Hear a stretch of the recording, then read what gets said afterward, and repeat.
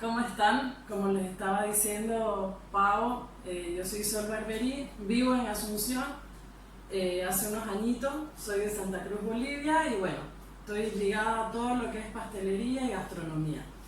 Desde hace unos años me prohibieron el tema del gluten, entonces incursioné en todo ese mundo. Digo mundo porque es un descubrir millón de cosas, ¿no? Porque no es lo mismo cocinar con productos e insumos con gluten a sin gluten, ¿no? Varían montonera de cosas en las texturas, en la forma de elaborarlas y también en la forma de cuidado, ¿no? Tanto para elaborarlos como también uno al no poder consumir gluten también tiene que empezar a tomar otros cuidados y se va topando con otras personas que también le va pasando lo mismo o va descubriendo otras cosas, ¿no? Bueno, hoy vamos a hacer así como un pantallazo de qué es el tema del gluten, el sin gluten, las enfermedades que hay, algunos productos. Bueno, si ven acá, mi mesada está llena de cosas. No es un almacén, no es una despensa. Son todas las cosas que decidí ponerlas, se ven bastante, pero la idea es que puedan ver de que hay montonera de productos que son sin gluten, que son ricos y uno puede seguir su vida normal, sin ningún inconveniente, sin ninguna alteración. Hay algunos cambios, pero siempre los cambios están buenos para la vida, ¿no? Bueno, voy a hacer, como les decía, un pantallazo rápido de qué sin meterme en las áreas de la médica, o sea, no soy médica, tampoco soy nutricionista, entonces voy a tocar así muy general un pantallazo y de ahí vamos a ir al tema de la gastronomía, que es lo que me corresponde, ¿verdad? Bueno, ¿qué es el gluten? Que desde hace unos años ha empezado a hablarse un poco más, ¿no? Es medio nuevo todo este tema. El gluten es la proteína que tienen algunos cereales, como el trigo, la avena, la cebada y el centeno. El gluten es una proteína que está compuesta por la gliadina y la gluteína. La gliadina, o sea, son dos componentes, y la gliadina en realidad es el que genera, o la que genera efectos en algunas personas que son sensibles o tienen predisposición para esto, ¿no? Por ejemplo, si nosotros queremos saber qué es el gluten, ustedes cuando hacen una masa para hacer el pan, ustedes ven que, o la pizza, o uno va a una pizzería y ve cómo la están trabajando en la masa, ven que a veces la tiran, se hace elástica, se hace gigante, se vuelve a achicar, no se rompe, crece. Bueno, eso es lo que genera el gluten. Que sea elástico, que sea esponjoso, que cuando se meta al horno así crezca súper rápido, que no se achate, o sea, que no se suma, que no se desgrane, ¿no? Los panes son bastante compactos. Son algunas de las características de lo que es el gluten, ¿no? En el tema de las salsas, por ejemplo, espesa, ¿no? O hace que se compacte o genera un volumen. Por otro lado, podemos ver más claro, o sea, ya palparlo, digamos, lo que es el gluten, cuando hay personas que son vegetarianas, veganas o macrobióticas. Y su carne es el seitán o la carne vegetal o el gluten, en mi país se le llama gluten directamente. ¿Esto cómo se realiza? Se mezcla agua, un poquitito de sal capaz, pero agua y harina principalmente, básicamente. Se hace una masa y una vez está la masa, se empieza a lavar la masa, a sacar todo el almidón, a sacar todo, ¿no? Se va lavando y queda muy chiquito, digamos, pero queda así como una especie, así una porción chiquita, una especie bien pegajosa, bien elástica, ¿no? Bien gomosa, chiclosa. Ese es el gluten. Bueno, después ellos lo cocinan, le ponen algunos ingredientes porque no tiene sabor, entonces le ponen algunos ingredientes y y tiene la función de la carne para la gente que no consume carne animal. En ese caso, las personas que no consumimos gluten no podemos comer, porque es el gluten vivito, ¿no? Entonces, para que más o menos vayamos teniendo una idea. Además, el gluten no solamente se lo ocupa en el tema de panadería o repostería, también puede ser en la parte de embutidos. Algunos chorizos, fiambre, les llegan a poner un poco de harina para poder espesar o para poder generar un volumen, ya que es un poco más barato para poder realizarlo, ¿no? Entonces, las personas que no consumimos gluten tenemos que tener muchísimo cuidado de eso. Después voy a hablar sobre hay una guía y hay una forma de cómo ir dándose cuenta de qué productos podemos consumir. También está en la parte de la cosmetología, ¿no? En la parte de, por ejemplo, algunas pinturas para nosotras las mujeres o las personas que utilizamos pintura. Los labiales a veces le ponen también un poco de harina o de gluten para que se pueda compactar, ¿no? En las cremas, en los shampoos, en los jabones a veces también. Entonces uno tiene que tener un poco de cuidado con eso. A veces uno escucha que hay una persona que dice, no, yo quiero saber que algo que no tenga gluten, qué sé yo, pasta dental o crema, y uno dice, ay, qué exagerado. Pero la verdad es que en algunos momentos le llegan a poner como ingredientes a esas cosas que uno no se imagina, ¿no? Y después vamos a ir avanzando el tema de cuáles personas son las que tienen más reacción inclusive al tacto con esto. También están en la farmacia algunos remedios tienen gluten, entonces tenemos que preguntar cuáles son los aptos para las personas que no están consumiendo o para las personas celíacas.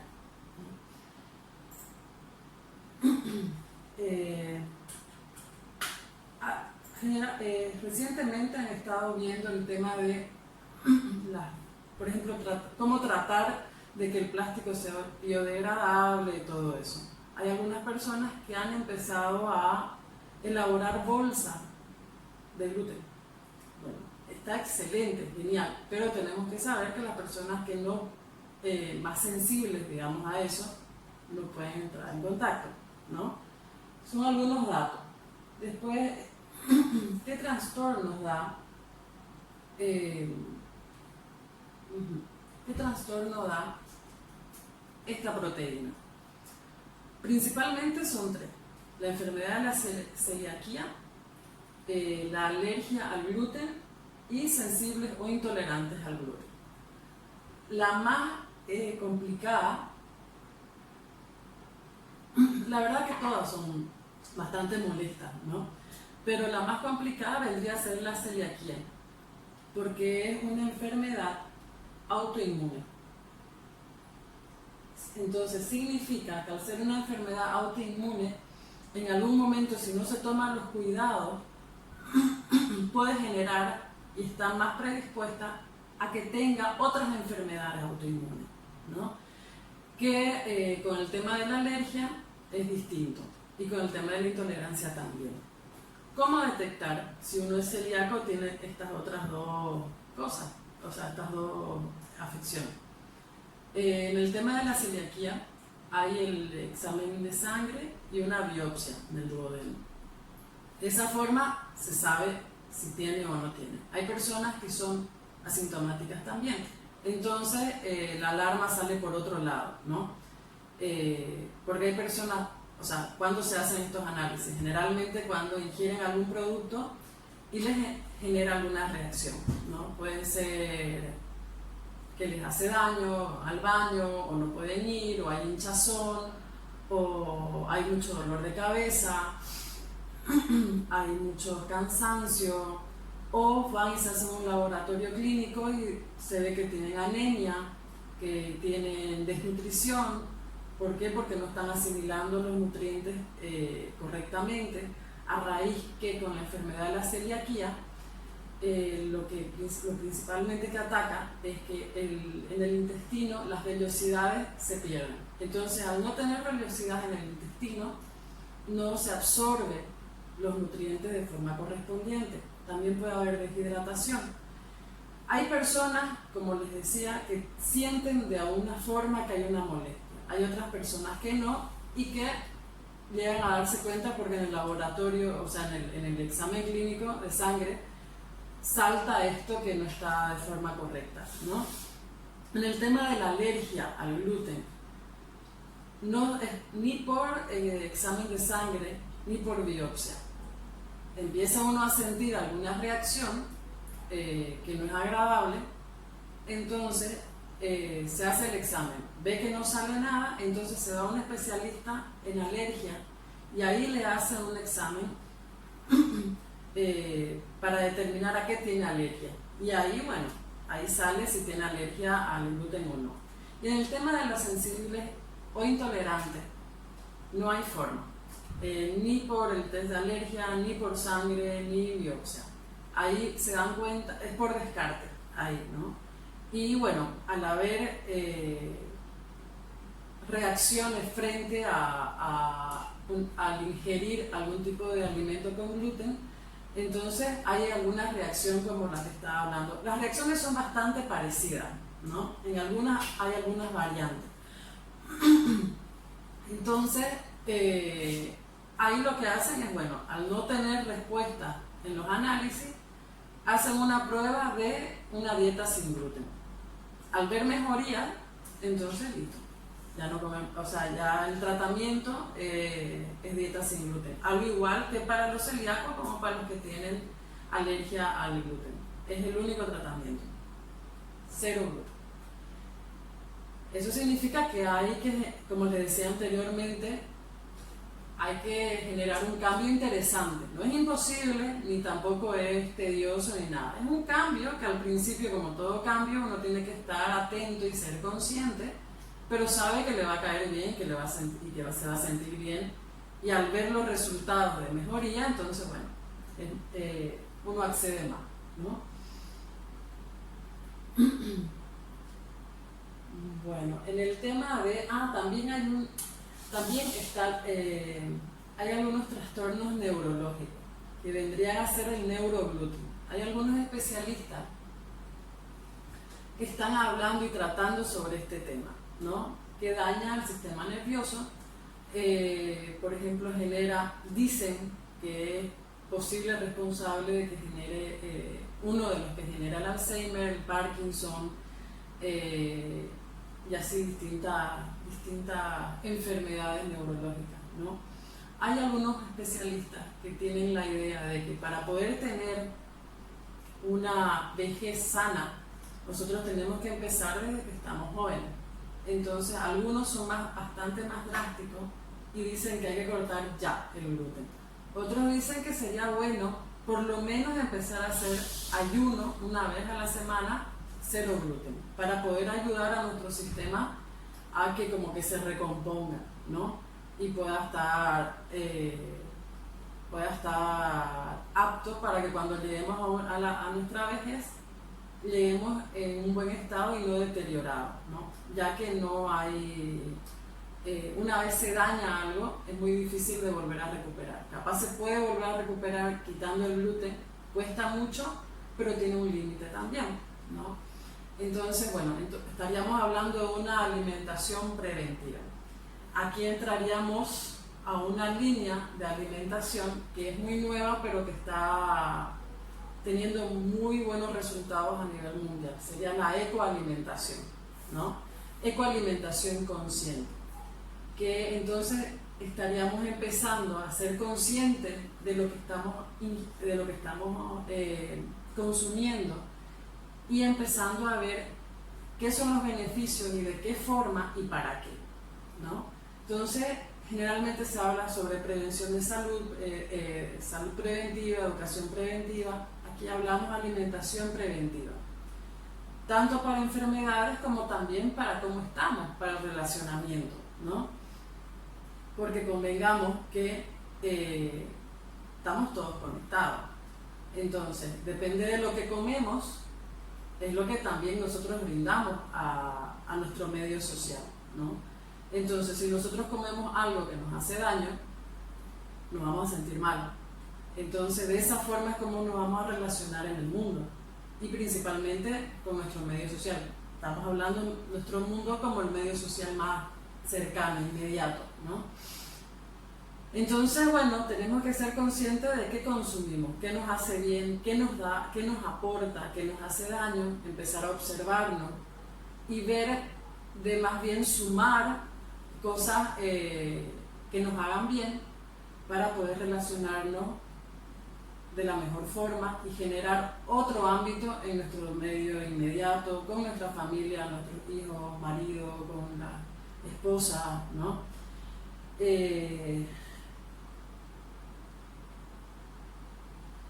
Entonces, eso es un punto muy interesante que después podemos ampliar el tema de la ecoalimentación, que es muy actual, es muy nuevo, pero está dando, como les decía, resultados geniales, ¿no?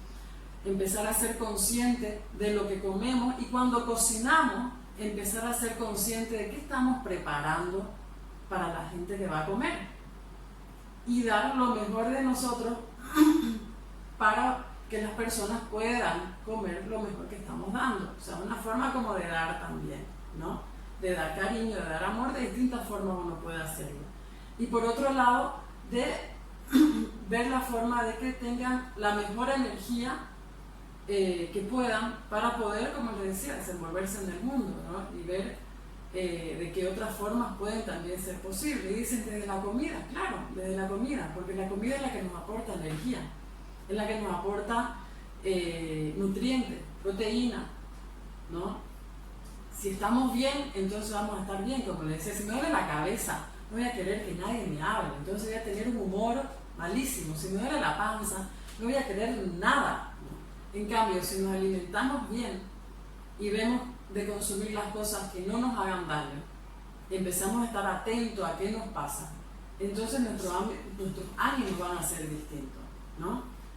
Y tanto para nosotros como para nuestro círculo, nuestro medio, ¿no? Y aquí aplicaríamos la regla de oro: trata a los demás como quieres ser tratado, pero sobre todo, tratate a vos como te gustaría que te traten. Entonces es como un feedback, es como una reciprocidad, ¿no? Y empieza a generarse un círculo agradable, un círculo virtuoso, y las relaciones, les puedo asegurar que empiezan a cambiar, empiezan a ser más lindas, más agradables, aportan, cambian muchas cosas, ¿no? Para el lado lindo, que ahora necesitamos muchísimo eso, ¿no? Bueno, por otro lado, eso después podemos, si les gusta y si quieren, podemos ampliar sobre la ecoalimentación. En la ecoalimentación también podríamos ver el tema de cómo podemos hacer para consumir cosas que no estén tan en contacto con los agrotóxicos. Aquí entrarían las huertas que uno puede ir generando. En mi caso, yo estoy volviendo a armar mi huerta balcón, porque tengo un balcón, entonces bueno, armar y poner cosas, plantas que me puedan servir para consumir, tanto en mate o tereré o en las comidas.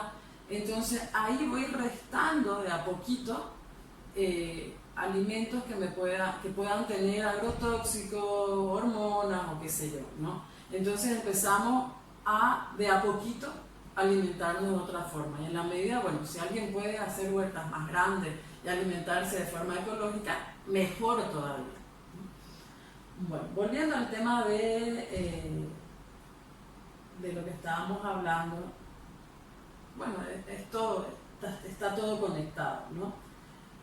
¿Qué sería la contaminación cruzada? La contaminación cruzada, hablamos de cuando hay productos que tienen gluten y productos sin gluten. Generalmente, y esto mucho sucede cuando uno sale a comer o cuando uno le toca ir a comprar alimentos o productos, o cuando también en casa hay una persona que no puede consumir gluten, pero el resto sí consume. Primero que se ocurre eso, tenemos que hacer buena onda con el familiar o el integrante o la integrante que está pasando por esto, ¿no? Y tratar de facilitar algunas cosas. Qué sé yo, en la cocina primero tiene que limpieza total. La parte que es sin gluten no puede tener contacto con lo que es con gluten. Si es una alacena, en la parte superior va todo lo que es sin gluten, en la parte inferior lo que es con gluten. En la heladera pasa lo mismo, parte superior sin gluten, parte inferior con gluten. Los utensilios se pueden utilizar los mismos si hay una limpieza extrema, ¿no? de las ollas, siempre se recomienda de que haya utensilios aparte para las personas que comen sin gluten, para no correr ningún tipo de riesgo. Las esponjas, los trapos, todo eso tiene que ser separado. Después, lo que sí se puede utilizar limpiándolo son el microondas y el horno. Pero primero se mete lo que es sin gluten y después, una vez se saca eso, se mete lo que es con gluten. Nunca meter los dos al mismo tiempo.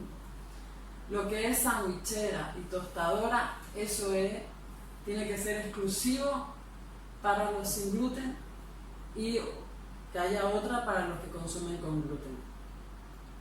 En el tema de los cucharones, por ejemplo, que no sean porosos los que son sin gluten, porque ahí es preferible no utilizar porosos. Si se va a utilizar los mismos utensilios, hay que tener muchísimo cuidado. Es preferible que lo que es espátulas, cucharones, todo eso sean igual, separados. No es la idea hacer, wow, uno dice, wow, tengo que comprar mi cocina de nuevo. No, son algunas cosas que capaz se van a utilizar con más frecuencia y que puede haber riesgo de que no haya un lavado exhaustivo, entonces se compran algunas cositas aparte, ¿no? Después, cuando se está preparando, primero se prepara todo lo que es sin gluten y después lo que es con gluten. ¿Por qué? Porque el gluten es muy volátil. Entonces, al ser volátil, esparce por todos lados y uno ni se da cuenta. Y capaz cuando está ya preparando el alimento, o qué sé yo, empezamos a preparar juntos, entonces se puede contaminar. Y uno dice, pero si yo hice tuve todos los cuidados posibles. Sí, pero ese punto no se tuvo. Y a la persona que no puede consumir, en el momento de consumir algún alimento, le puede traer alguna reacción. Y a veces no son agradables, generalmente no son agradables. ¿No? Y en los casos más extremos, como capaz las personas que tienen celiaquía, a veces llegan hasta internarse, ¿no? Por alguna reacción. Cuando uno sale, bueno, además que lavarse bien las manos, que ahora estamos ya entrando en una costumbre de lavado de manos permanente. Lavarse las manos. Si uno cocina con gluten, inclusive hay que cambiarse el vestuario, porque quedan partículas en el vestuario que pueden salir cuando se está cocinando lo que es sin gluten. Después, cuando uno sale a comer, eso es más o menos para lo de la casa, ¿no? Tener algunos cuidados de esa forma. Qué sé yo, si se utiliza mantequilla, separar, o manteca de leche, que no sea la misma, ¿no? Porque capaz el cuchillo que se cortó el pan, con ese mismo sacó un poco de manteca y viene la persona que no puede consumir y bueno, ahí puede haber también las mermeladas, todo en eso es preferible separar, ¿vale? En un frasquito aparte, ¿no? Y hay veces que también es interesante que los frascos o tuppers que vayan a utilizar tengan una diferenciación o un sticker o una calcomanía para que sepan que ese es el que es sin gluten, ¿no? Para que siempre todos los cuidados están buenos. No importa si uno le dicen que es un exagerado o una exagerada, no importa. Siempre tener mucho cuidado está bueno. Después, el tema de cuando uno sale a comer afuera. Cuando uno sale a comer afuera, hay veces que uno va a lugares donde dicen sin gluten, pero igual uno tiene que preguntar si es sin gluten para celíacos o para algunas personas que tienen alguna enfermedad, o sea, alérgicos o intolerantes. ¿Por qué? Porque hay veces que dicen sí, es sin gluten, porque no cocinan con harina algún producto, pero otros productos sí los cocinan. Entonces, y no tienen el cuidado de que no haya contaminación cruzada, ¿no? Entonces siempre es bueno preguntar, cerciorarse bien. Y por otro lado también ayuda a las personas que te están atendiendo en algún restaurante, boliche, que tomen los recaudos, que tomen los cuidados, porque saben de que hay una persona que sí sabe sobre el tema y significa de que le puede hacer daño. Porque también hay personas que han decidido no consumir gluten por decisión propia, y está bien, pero no porque tienen algún efecto al consumirlo, ¿no? Entonces hay personas que inclusive dicen, es de moda, entonces no cuidamos tanto, pero sin embargo hay personas que no es por moda, es por necesidad, o sea, porque les hace daño, ¿verdad? Entonces hay esos cuidados, ¿no? Qué sé yo, si uno va asado con los amigos, muchas veces se llevan pan. Ahora está muy de moda los panes de ajo, variedad de panificados, ¿no? Bueno, si hay alguna amiga, amigo que tiene este problema, entonces tomar las precauciones de el panificado esté lejos, que no haya posible de que caiga alguna amiguita, qué sé yo, y los utensilios que se van a utilizar para cortar el pan, que no se mezcle con el resto, ¿no? Hay algunos,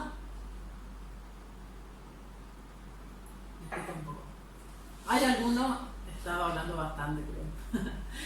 Hay algunos cuidados así extremos, chiquititos, que hay que tenerlo para que, bueno, podamos estar todos bien, ¿no? Hay algunas personas que dicen, comer no te va a hacer nada, es psicológico.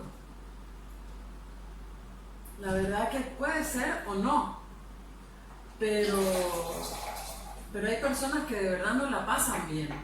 Entonces, ¿para qué molestar o hinchar a alguien y no respetar lo que le está pasando, ¿no? Porque también el tema del respeto, y por último, si es psicológico, capaz es porque algo le está pasando y está saliendo por ese lado, algo que le está pasando y que no lo está pudiendo hablar.